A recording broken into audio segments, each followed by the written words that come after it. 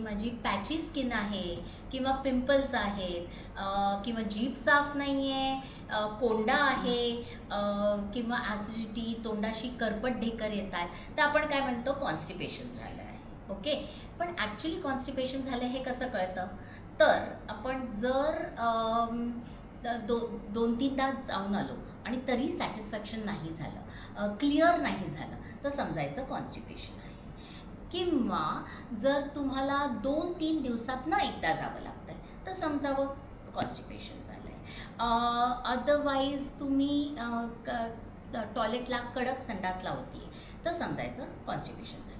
आता हा कॉन्स्टिपेटेड माणूस बराच वेळा आपण बघाल तर असं खाय करताना दिसतो.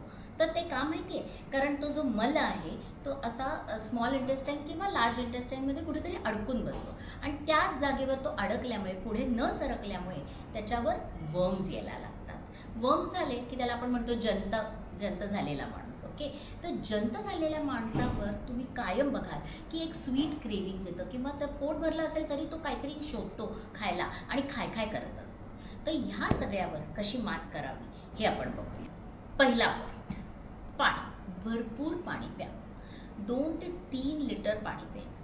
बरेच जण पितात, पण कसं प्यायचं? एक घोट घेऊन प्यायचं. बसून प्यावं. का माहिती आहे?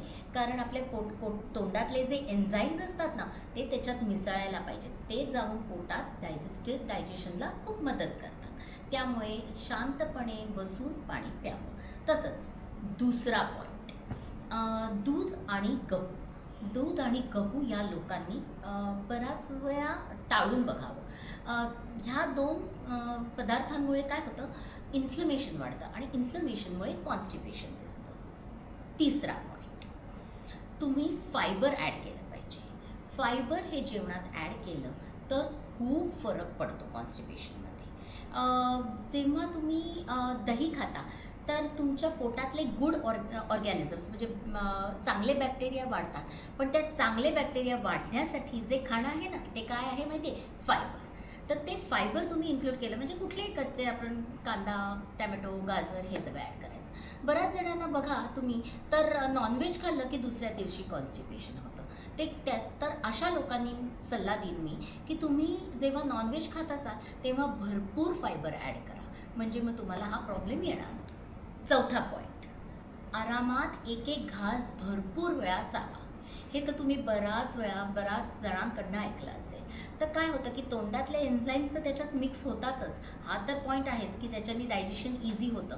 पण तुम्ही एक एक्झाम्पल बघा की आपण एक मिक्सरमध्ये बरेच मोठे नारळाचे तुकडे घेतले आणि त्याची चटणी केली तर कसं होतं की ते होते, चटणी होते, पण मिक्सर चालायला त्रास होतो, मिक्सर गरम होतो. तसंच आहे. तर आपण आधी तोंडाने भरपूर वेळा चावून मग तो घास आत घेतला की आपोआप पोटाला इझी डायजेशन होतं. ओके. आता जर तुम्ही हे सगळं करताय तरी पण कॉन्स्टिपेशन होतं.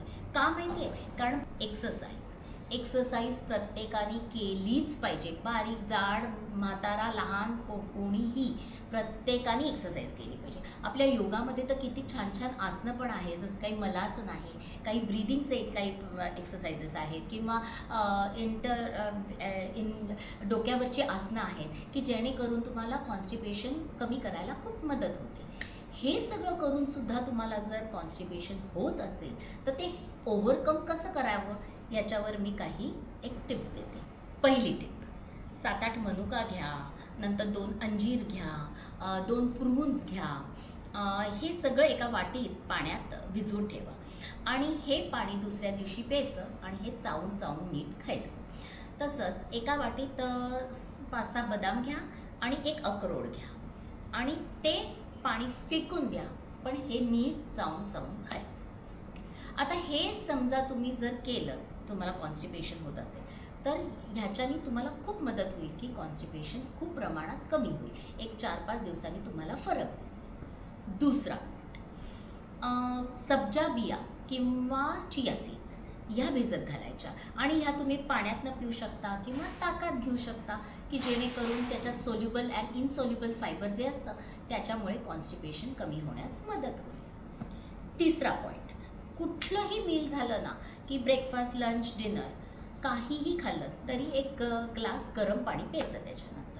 गरम पाण्याने काय होतं की तो मल किंवा जे आपलं डायजेशन झालेलं आहे ते पुढे सरकण्यास मदत होते. तसंच रात्री झोपताना एक गरम पाण्याचा ग्लास घ्यायचा आणि त्या गरम पाण्यात एक चमचा गाईचं तूप घाला आणि हे मिसळून ते प्या गरम, की पोट साफ झालं म्हणून समजायचं. हे एवढं सगळं करूनही जर पोट साफ होत नसेल तर आपल्या योगामध्ये एक शंख प्रक्षालन म्हणून सिरीज आहे, योगा सिरीज, की काही आसनांची सिरीज आहे. ती आसनं केली लागोपाठ भरपूर पाणी पिऊन की तुमचं पोट साफ झालंच म्हणून समजा. तर मंडळी, हा माझा व्हिडिओ कसा वाटतोय हे मला कमेंट्समध्ये जरूर कळवा. Stay fit.